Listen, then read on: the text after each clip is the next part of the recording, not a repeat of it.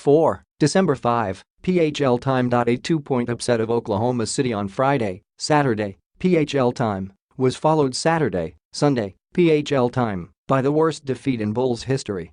The 133-77 pasting by the Boston Celtics was humiliating. From the 17-0 hold, the Bulls dug themselves to Boylen, theatrically subbing out all the starters not once but twice.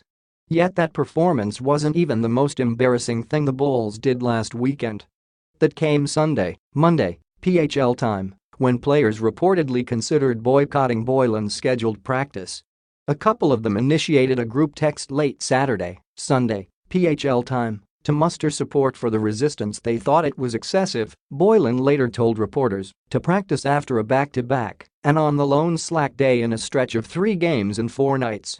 Both are contrary to common NBA work schedules. They allegedly even contacted the National Basketball Players Association to see if union rules were being violated. They were not. "This is not a negotiation," Boylen said. The ringleaders were described in some Chicago media reports as veterans, which narrows the list of suspects quickly. Only 4 Bulls players have as much as 4 years of NBA experience. Robin Lopez, 30, specifically was mentioned as a vet who slowed the resistors' roll, telling them how unprofessional they'd be perceived. So, per one team source, the players' big stand wound up as walking in at 12:15 p.m. instead of the scheduled noon practice time. They did avoid another potential killer workout by instead heading into a players-only meeting, followed by a players' coaches management meeting after. Then some players got some shots up while a handful played 2-on-2. Per ESPN's Malika Andrews and Ramona Shelburne on Tuesday, Wednesday, PHL time, after the players' coaches management meeting, the idea of forming a leadership committee was discussed. The idea there was that in the future, those appointed to the leadership committee could act as a liaison between players and coaches. ESPN also reports that Bulls management is on board with Boylen's tough love leadership style and are supporting him as he uses a firm hand to change the team's culture. All that said, the Bulls spit out the bid against the Kings at United Center Monday, Tuesday, PHL time. They were outscored 63-33 in the second half and got booed at the end. Again. Hopefully, that now is that. This has been way too much drama for a 6'22" team ill-equipped to handle it at either the coaching or playing level. Boylen got into the weeds of the intangibles that got him promoted.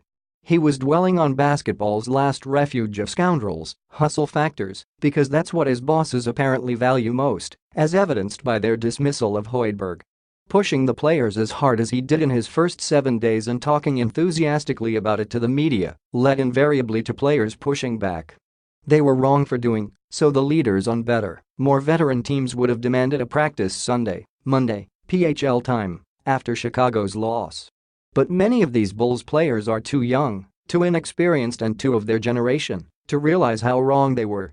There was no way anything resembling NBA basketball, never mind the winning variety, could have continued as raw as things got in the 48 hours or so before Monday's, Tuesday, PHL time, loss.